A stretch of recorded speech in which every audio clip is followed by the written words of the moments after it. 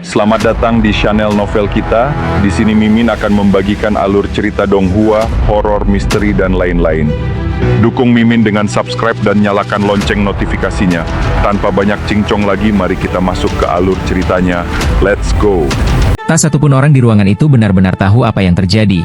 Semuanya hanya tertarik karena jimat itu, jadi Lin Tian hanya bisa menunggu di sana. Pada saat yang sama, orang-orang di dalam atau dekat kota berdatangan karena kabar tersebut, mencoba menipu, tapi tak seorang pun yang mengatakan yang sebenarnya. Tentu saja, Lin Tian tidak akan bertransaksi dengan orang-orang ini, dan tetap menunggu di sana. Sampai beberapa hari kemudian, muncul seorang wanita dengan aroma khas ramuan, dan pakaiannya juga sangat aneh, seperti seorang pengumpul obat biasa. Wanita itu tampak berusia awal 20-an, rambutnya diikat ke atas, dan matanya memandangi Lin Tian dengan rasa ingin tahu. Ketika Lin Tian melihat wajahnya, dia merasa ada yang tidak beres, jadi dengan rasa penasaran ia menggunakan ilmu mata ilahi, dan menemukan bahwa wanita itu telah menyamarkan wajahnya dengan ilusi alkimia. Sedangkan wajah aslinya ternyata sangat cantik. Diperkirakan di kota ini, bahkan di seluruh negeri hantu, kecantikannya sangat langka. "Siapa kamu? Mengapa kamu ingin tahu keberadaan istana salju hantu?" tanya wanita itu, tapi Lin Tian hanya tersenyum. "Gadis, kau sedang bertanya padaku?" "Ya," jawab wanita itu yakin. Tapi Lin Tian menertawakannya. "Maaf, aku hanya bertanya di mana letak istana salju hantu. Aku tidak berkewajiban menjawab pertanyaan orang lain." Mendengar itu, wanita itu jadi tidak senang. "Kalau kamu tidak menjawab, bagaimana aku bisa memberitahumu? Kalau kau tahu, katakan saja. Aku bisa memberimu 10 jimat. Tapi kalau tidak tahu, lebih baik pergi." Ucapan Lin Tian membuat wanita itu semakin kesal dan wajahnya mulai suram. "Aku sangat penasaran." "Itu bukan urusanku," jawab Lin Tian langsung, dan wanita itu berkedip, "Kalau kamu ingin tahu di mana istana salju hantu, kamu harus menjawab pertanyaanku." "Kamu tahu?" Lin Tian mencoba bertanya sambil membiarkan burung roh memperhatikan pikirannya. Wanita itu memang tahu, tapi hanya sekilas. Di mana lokasi pastinya, burung roh tidak bisa melihat, hanya memberitahu Lin Tian bahwa dia tahu letaknya. Wanita itu berkata, "Aku tahu siapa yang tahu, tapi itu tergantung apakah kamu mau menjawabku atau tidak." Lin Tian tertawa, dan wanita itu heran, "Kenapa kamu tertawa? Jadi kamu sebenarnya tidak tahu?" Lin Tian terus mencoba memancingnya, dan apa yang dipikirkan wanita itu, Lin Tian bisa pahami satu persatu. Wanita itu memang tahu letaknya, tapi belum pernah ke sana, jadi tidak yakin. Lebih dari itu, gurunya adalah orang dari istana salju hantu, dan Lin Tian langsung tertarik. Ketika wanita itu mendengar Lin Tian bilang dia tidak tahu, dia mulai membantah, "Aku sudah bilang, aku tahu siapa yang tahu. Gurumu tahu." Ketika Lin Tian mengucapkannya, wanita itu terkejut. "Bagaimana kamu tahu? Kenapa aku harus memberitahumu?" tanya Lin Tian balik, dan wanita itu panik, lalu menatap Lin Tian, "Siapa kamu sebenarnya? Ayo cari tempat bicara." Setelah berkata begitu, Lin Tian merapikan barang dagangannya dan pergi ke formasi teleportasi di kota. Sebaliknya, wanita itu mengikutinya dengan penasaran. "Siapa kamu sebenarnya? Kenapa kamu tahu guruku tahu? Pergi ke Gunung Obat Hantu, nanti aku akan jelaskan," kata Lin Tian sambil menatap wanita itu dengan senyum aneh. Wanita itu terkejut, "Bagaimana kamu tahu Gunung Obat Hantu?" Lin Tian tentu tahu dari pikiran wanita itu, tapi dia tidak mengatakannya langsung dan hanya tertawa. "Guru dari Gunung Obat Hantu itu gurumu. Kalau kamu ingin tahu di mana istana salju hantu, tanya saja pada gurumu." Wanita itu makin tak sabar, dan Lin Tian berkata setelah beberapa langkah, "Aku juga tahu namamu, Xin Yun." Wanita itu pun terkejut dan menatap Lin Tian seperti melihat monster. "Bagaimana kamu bisa tahu semuanya? Bawa aku ke gurumu, nanti aku akan beritahu kenapa aku tahu semua itu." Lin Tian tersenyum pada Xin Yun. "Kenapa aku harus membawamu?" tanya Xin Yun sambil berkedip. "Kalau kamu tidak membawaku, aku tetap bisa menemukan Gunung Obat Hantu," ujar Lin Tian.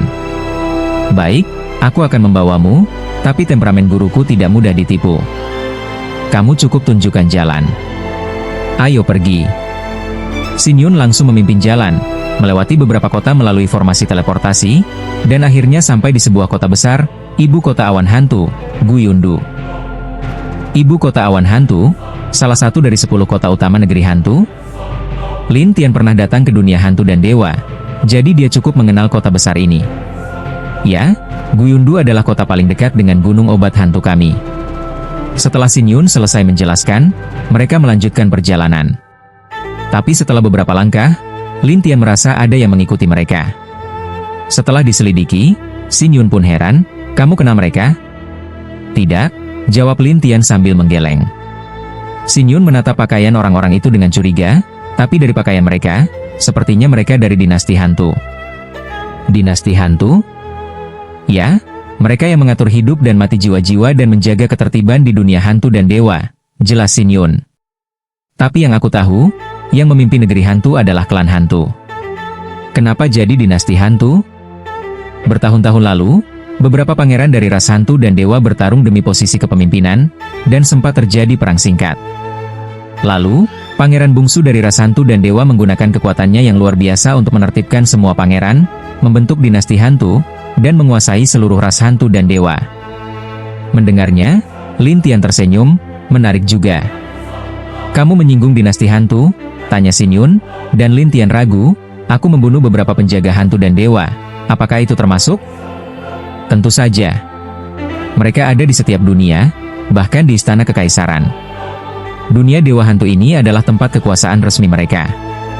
"Kalau kamu membunuh mereka, tentu kamu jadi buronan," jawab Xin Yun dengan sinis.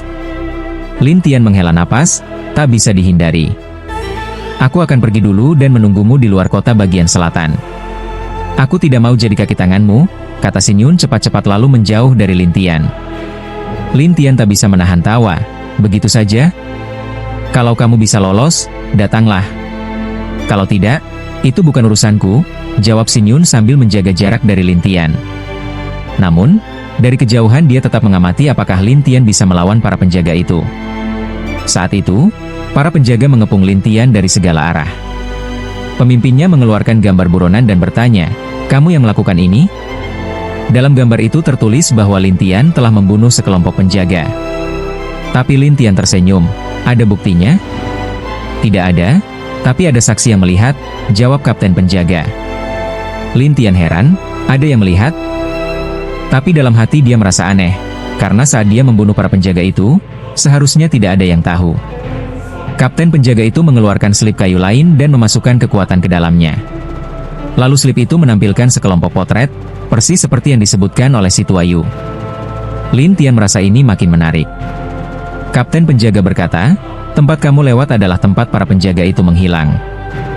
Jadi, kalian mencurigai aku?" Lin Tian tersenyum pahit, lalu bergumam dalam hati, "Menarik juga, si Tuayu itu ternyata bisa berhubungan dengan penjaga negeri hantu." Kapten berkata dengan dingin, "Kami ingin membawamu kembali untuk diselidiki." "Kembali kemana?" tanya Lin Tian santai. Kapten penjaga menjawab, "Ada aula interogasi di kediaman ibu kota Guyun." Mendengar ini, Lin Tian tersenyum padanya. "Maaf, aku sedang tidak punya waktu sekarang. Ini adalah surat perintah penangkapan. Jika kau tidak ikut dengan kami, akibatnya akan serius," jelas kapten penjaga. Setelah mendengarnya, Lin Tian tersenyum.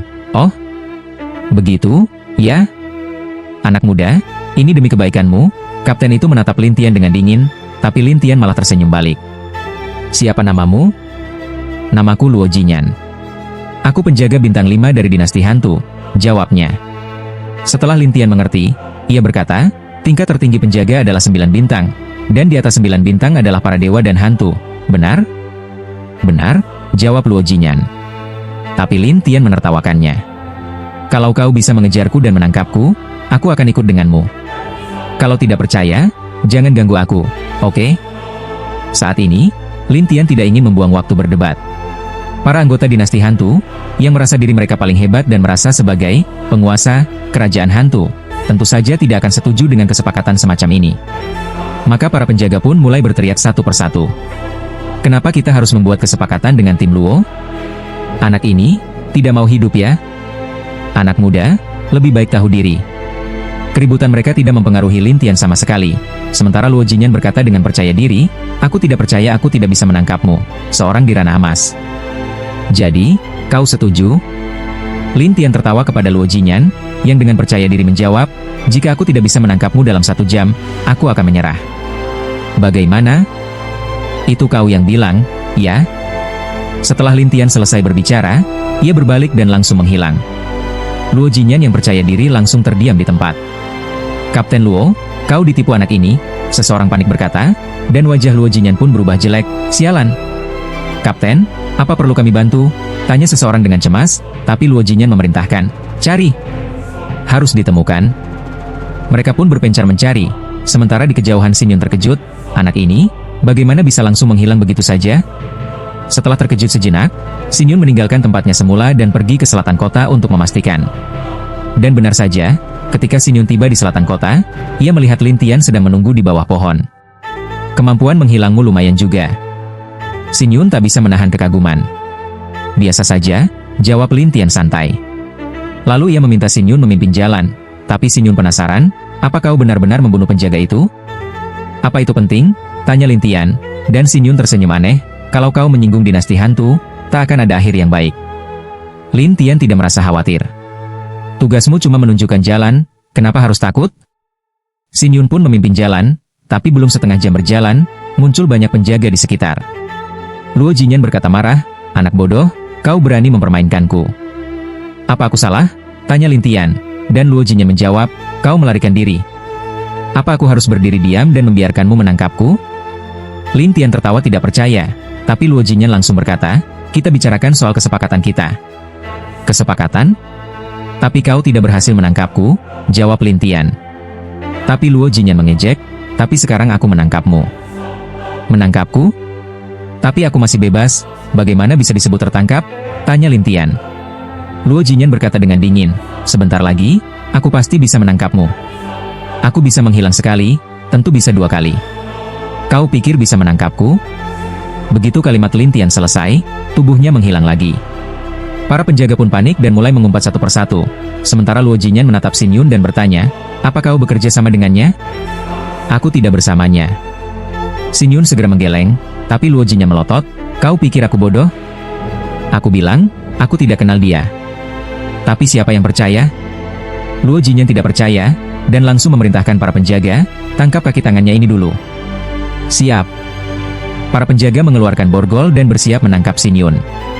Ia pun berteriak, hei, bocah. Kau masih tidak muncul juga? Untuk apa aku muncul? Jawab suara Lin Tian dari kejauhan. Xin Yun panik, ini semua salahmu, kenapa aku yang harus menanggung akibatnya?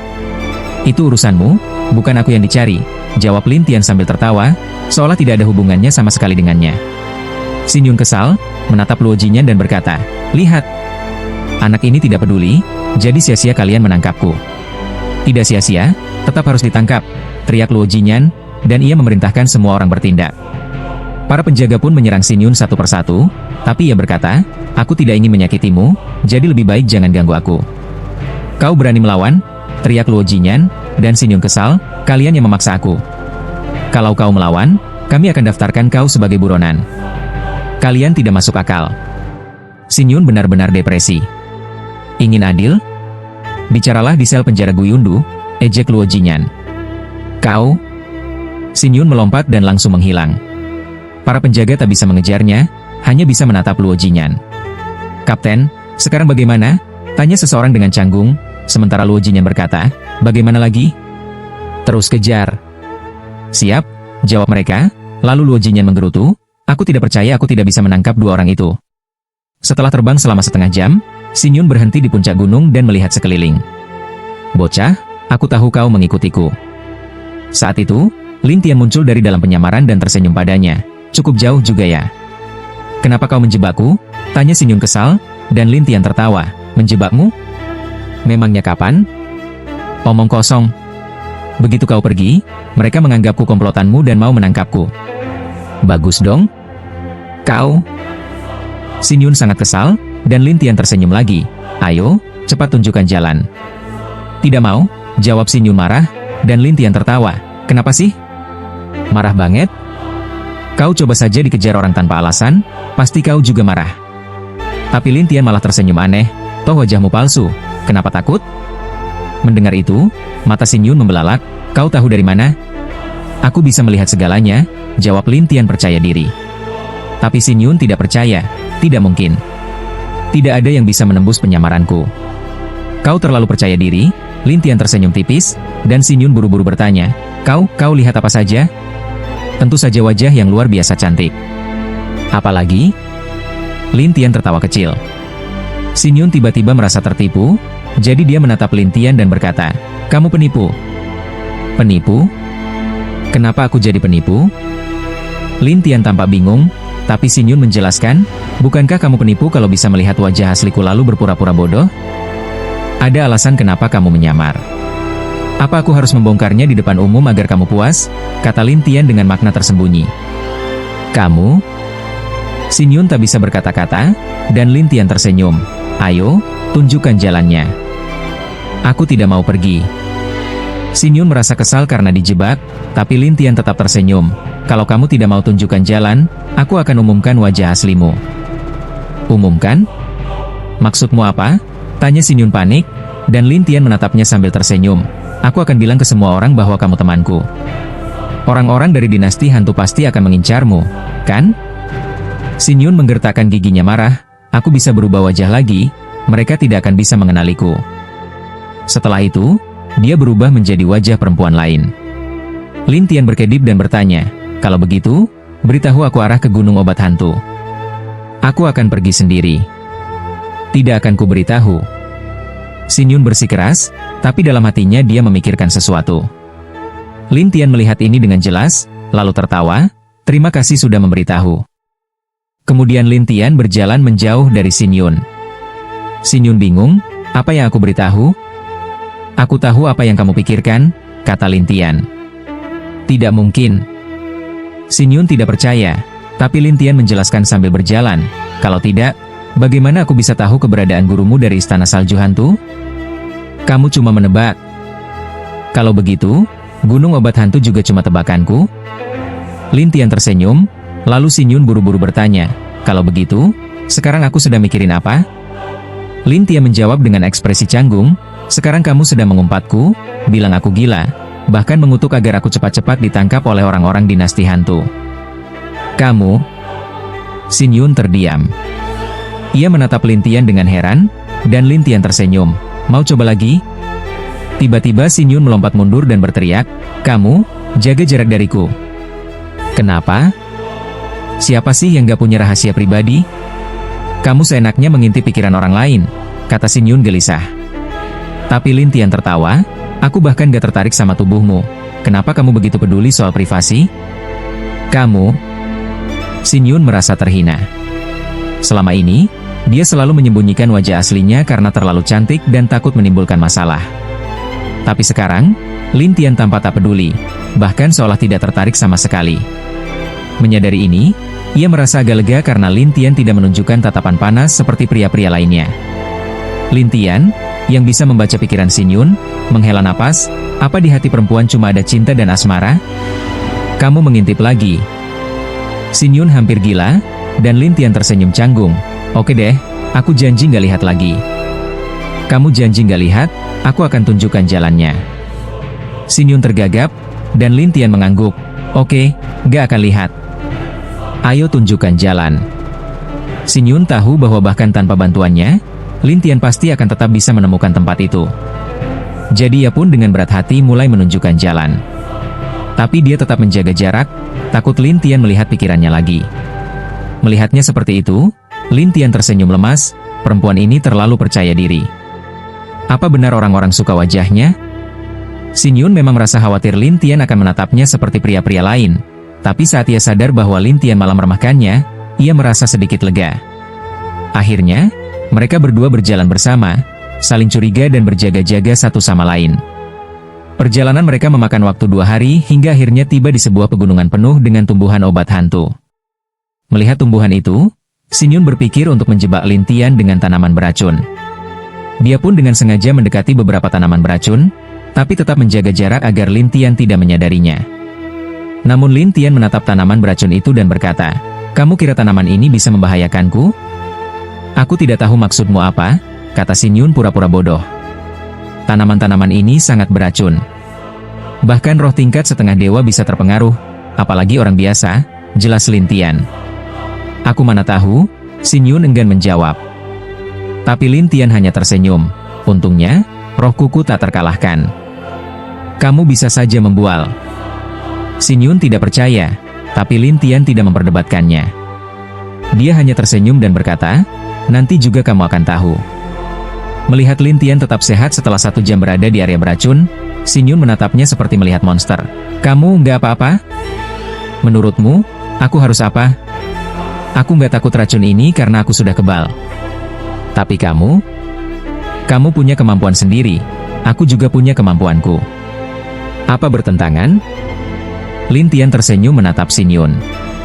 Lalu ia berkata, jangan khawatir tentang aku. Kalau tidak, aku akan cari gurumu sendiri. Xin Yun tetap menjaga jarak dan berkata, aku kasih tahu, guruku itu sulit ditemukan. Bahkan aku sendiri mungkin gak bisa langsung ketemu dia di Gunung Obat Hantu. Gak masalah, aku bisa cari, kata Lin Tian dengan percaya diri. Lalu ia membuka mata ilahi, tapi Xin Yun tidak percaya. Aku gak percaya kamu bisa nemuin dia dengan gampang. Lin Tian hanya tersenyum dan mulai menyapu area pegunungan. Saat melihat ada beberapa jejak yang tertinggal, dia tertawa, mungkin, aku sudah tahu tempatnya. Mimpi. Xin Yun tidak percaya Lin Tian bisa menemukan jejak gurunya di gunung yang begitu luas. Tapi Lin Tian tidak banyak bicara, dia segera melesat ke satu arah, dan Xin Yun pun mengikutinya. Saat mereka tiba di hutan penuh bunga, Xin Yun terkejut, dia benar-benar tahu di mana guruku? Lin Tian perlahan mencari jejak di sekitar, tapi tiba-tiba bunga-bunga hantu itu bergerak dan berayun dengan aneh. Beberapa bunga menyerang, mencoba menelan Lin Tian.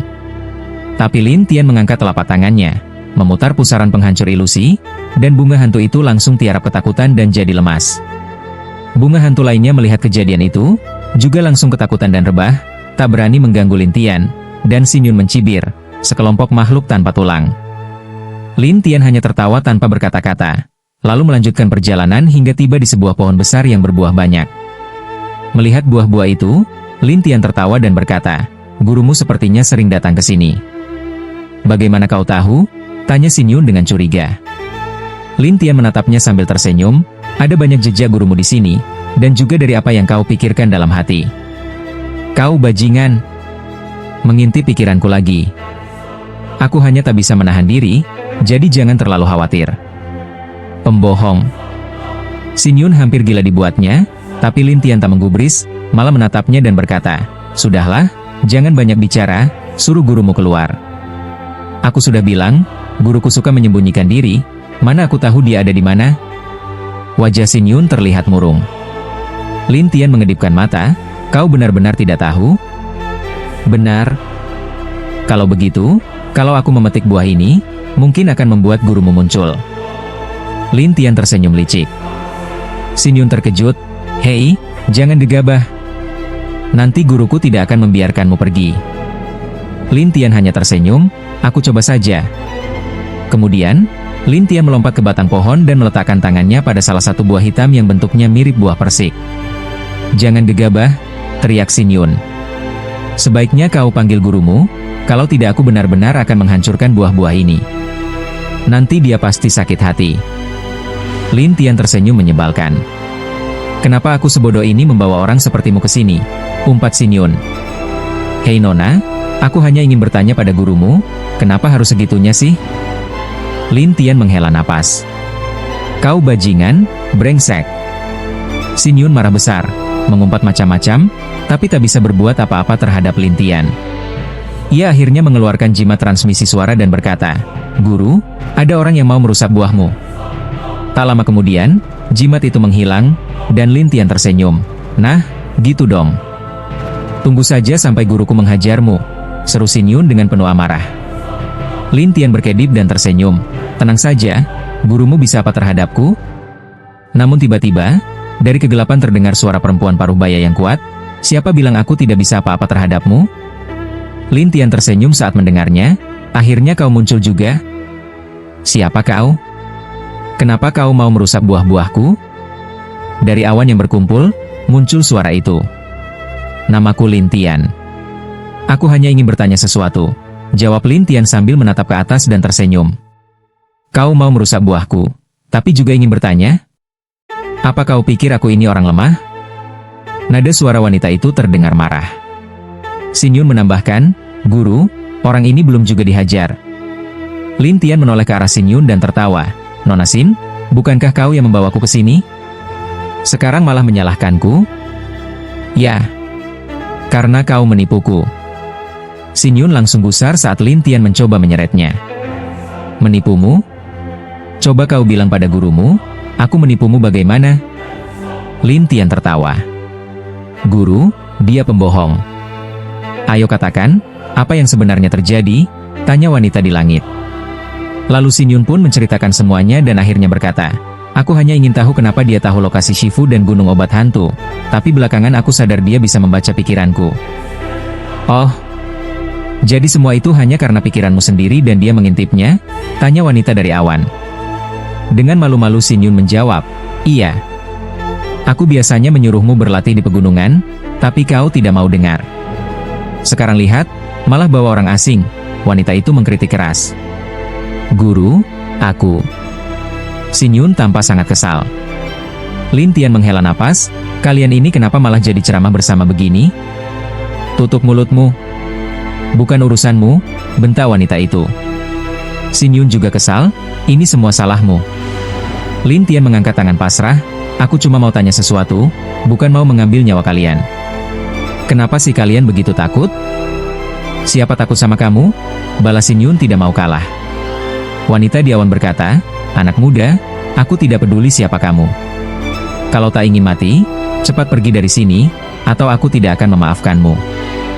Namun Lin Tian belum mendapatkan informasi yang ia inginkan, jadi ia mencoba memancing reaksi dengan kata-kata, agar wanita itu berpikir ulang. Tapi yang tak ia sangka, awan di atas itu ternyata bisa melindungi pikiran wanita itu dari burung jiwa miliknya. Lin Tian pun berkata, "Keluar dan mari kita bicara." "Kau hanya di tingkat emas, tak pantas bertemu denganku," jawab wanita itu dengan sombong. Lin Tian tersenyum pahit, "Jadi aku harus masuk ke dalam awan untuk menemui kalian? Kalau tak takut mati, silakan," jawabnya sinis. Lin Tian menghela napas, sepertinya tak ada pilihan lain. Lalu ia melompat ke dalam awan, dan Xin Yun terkejut, "Guru, apa dia benar-benar masuk ke jebakan? Anak itu kira aku benar-benar ada di dalam awan." Wanita itu tersenyum, lalu keluar dari awan dan menatap ke bawah. Xin Yun berkata dengan semangat, "Akhirnya si penipu itu kena juga. Kau juga aneh. Bagaimana bisa kau dikerjai oleh orang di tingkat emas?" Wanita itu mengkritik. Xin Yun merasa tidak adil, "Aku ingin menangkapnya, tapi dia bisa tiba-tiba menghilang. Jadi aku tidak yakin dan takut bertindak." "Bisa menghilang begitu saja? Masa iya?" "Benar." Namun wanita itu tidak percaya. "Kupikir kau hanya berhalusinasi." "Guru, aku tidak bohong. Itu sungguhan." Wanita itu masih tidak percaya. Namun saat itu Lin Tian tiba-tiba muncul dari dalam awan dan tersenyum. "Ruangmu lumayan menarik juga. Kau bisa keluar?" Wanita itu terkejut, dan Xin Yun pun ternganga, "Guru, dia monster."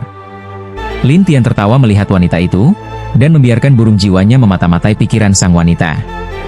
Tapi wanita itu berkata dengan angkuh, "Tak usah coba-coba, aku tahu semuanya." "Kau tahu semuanya?" tanya Lin Tian curiga. "Tentu saja. Saat burung jiwamu masuk ruangku, aku sudah tahu semua," katanya dengan bangga. Lin Tian tersenyum pahit, "Ternyata aku meremehkanmu. Tentu saja, aku adalah orang dengan mata yin dan yang."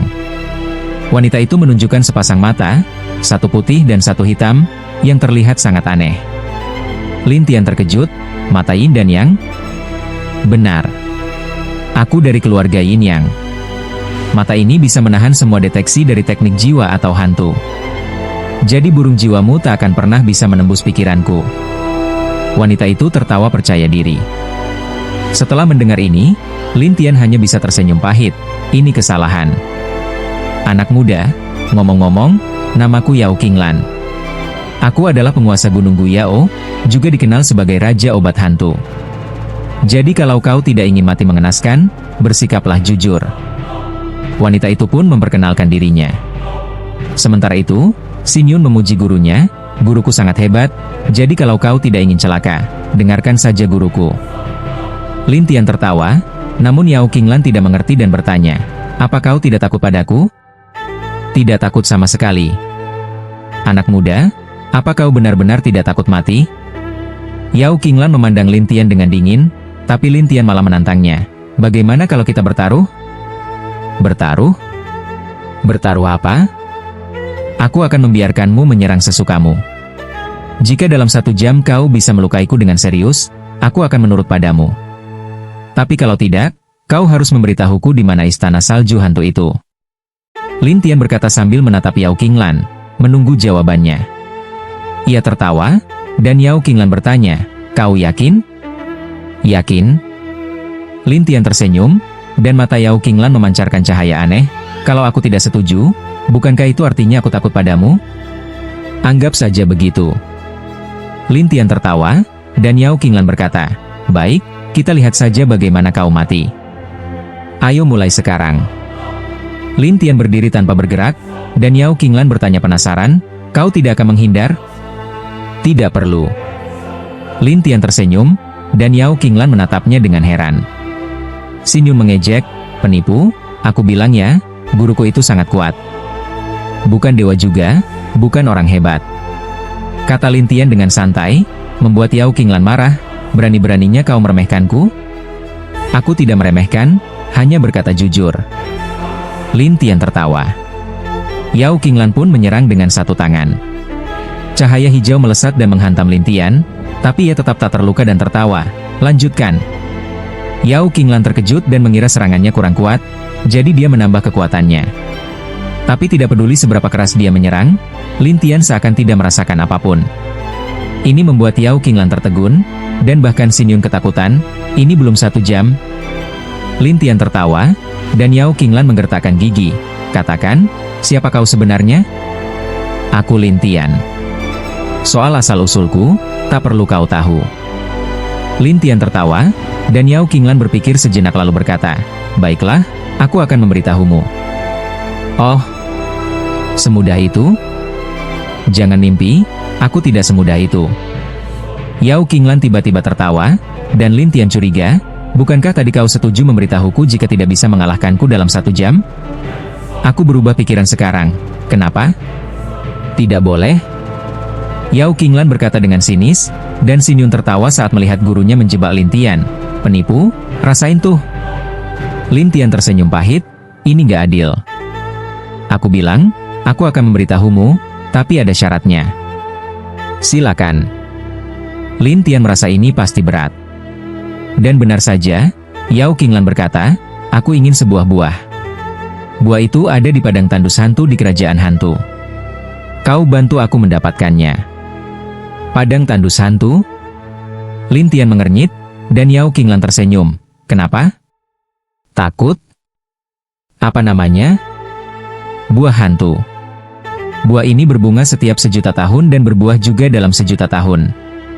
Yao Qinglan menatap Lin Tian dengan senyum mengejek. Lin Tian tersenyum pahit, itu sangat sulit dicari. Memang sulit, tapi kau kan kuat. Menurutku bukan masalah untukmu. Kalau aku tidak mau, kalau kau tidak setuju, aku tidak akan memberitahumu. Yao Qinglan merasa Lin Tian tak punya pilihan. Tapi Lin Tian malah tersenyum, dan Yao Qinglan bingung, kenapa kau tertawa? Aku pikir akan lebih mudah kalau aku menangkapmu saja. Begitu berkata begitu, Lin Tian memanggil lampu iblis, dan makhluk itu langsung menyerang Yao Qinglan dan membuatnya tidak bisa menghindar. Yao Qinglan kaget dan berteriak, Iblis bintang 5. Xin Yun panik. Lepaskan guruku. Lin Tian menatap Yao Qinglan, kalau kau ingin aku melepaskannya, dia harus mau bekerja sama denganku. Tapi Yao Qinglan berkata dengan keras kepala, kau tahu tentang 2 kehidupan, dalam yin dan yang? 2 kehidupan? Tanya Lin Tian. Ya. Bahkan jika jiwaku musnah, aku akan terlahir kembali di tempat lain. Jadi kau tak bisa membunuhku. Kata Yao Qinglan dengan percaya diri. Lin Tian tak menyangka itu, tapi Yao Qinglan tertawa. Mau bunuh aku? Jangan harap. Lin Tian mengedip, kalau begitu, aku tak akan membunuhmu. Aku jebak saja, bagaimana?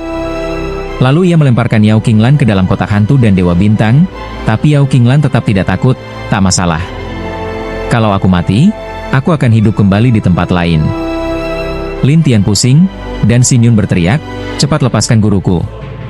Tenang saja, aku akan lepaskan dia kalau dia mau bicara. Lin Tian menjawab. Penjahat. Penipu. Bajingan. Xin Yun marah dan memaki, tapi Lin Tian tersenyum pada Yao Qinglan di dalam kotak. Kau masih tidak mau bicara? Tidak mau. Silakan cari sendiri buahnya. Katamu, kau bisa menolak deteksi semua teknik roh dan hantu. Jadi aku tak bisa menyelidiki pikiranmu? Benar. Yao Qinglan tertawa, dan Lin Tian pusing. Sepertinya aku harus bantu kau cari buah itu. Benar, kau bantu aku beri informasi yang kau mau. Bagus, kan? Kata Yao Qinglan. Lin Tian mengangguk, ya, cukup adil. Jadi, setuju? Lin Tian menghela napas, kau tidak takut mati, masa aku bisa menolak? Itu baru benar. Yao Qinglan akhirnya mengalah, dan Lin Tian memasukkan kembali kotaknya, lalu menatap Xin Yun yang masih marah. Ayo pergi. Kemana? Ke padang tandus hantu. Bagaimana aku bisa cari buahnya kalau tidak tahu jalannya? Xin Yun langsung bertanya, kau benar-benar akan lepaskan guruku? Kalau dia beri informasi yang ku mau setelah aku serahkan buahnya, tentu aku akan lepaskan. Kalau tidak, aku akan lepaskan juga, tapi setelah urusanku selesai. Jawab Lin Tian. Xin Yun menggerutu, kau ini sungguh. Sebaiknya kau sopan padaku, atau bisa-bisa aku bunuh gurumu kalau aku kesal. Lin Tian tersenyum menatapnya dan membaca pikirannya. Xin Yun sangat kesal, bajingan. Penipu. Tapi Lin Tian hanya tertawa kecil. Xin Yun hampir gila, tapi tetap berkata, ayo pergi. Setelah itu, Xin Yun memimpin jalan dan meninggalkan tempat itu. Untuk pergi ke gurun hantu, mereka harus melewati beberapa formasi kota. Jika tidak, mereka akan membuang banyak waktu, yang akhirnya membawa mereka ke Luo Jinyan dari ibu kota awan hantu. Tiba-tiba, pria ini bersama sekelompok penjaga menghalangi Lin Tian keluar dari formasi teleportasi, menghentikan formasi itu, dan menatap Lin Tian serta Xin Yun. Kalian berani-beraninya datang ke ibu kota awan hantu? Xin Yun langsung berkata, aku tidak ada hubungannya dengannya. Kalau mau mencari masalah, cari dia saja, jangan aku. Kalian komplotan, harus ditangkap semua, kata Luo Jinyan dengan marah. Terutama beberapa hari terakhir ini, dia terus sibuk mencoba menangkap Lin Tian dan Xin Yun. Jadi mana mungkin dia membiarkan Xin Yun lolos sekarang? Xin Yun menatap Lin Tian dengan muram, semua gara-gara kamu. Tenang saja, cuma sekelompok penjaga, bukan masalah besar. Lin Tian tampak tak peduli. Tapi Luo Jinyan berkata dingin, sombong. Lin Tian tersenyum padanya dan berkata, kita dulu sepakat 1 jam, tapi sekarang sudah beberapa hari. Kamu belum bisa menangkapku. Bukankah itu artinya kamu kalah? Kapan aku bilang begitu? Luo Jinyan tidak mau mengaku, tapi Lin Tian tersenyum. Oh ya? Biar aku ingatkan kamu. Sebelum orang-orang sempat bereaksi, Lin Tian tiba-tiba muncul di depannya dan langsung membelenggu Luo Jinyan. Ini membuat Luo Jinyan terkejut, dan para penjaga lain juga panik. Kapten. Luo Jinyan berusaha melawan, tapi dia tidak bisa menggunakan sedikit pun kekuatan jiwanya. Orang-orang yang menyaksikan juga kaget, anak ini terlalu berani. Menentang dinasti hantu? Dia gila? Mau cari mati?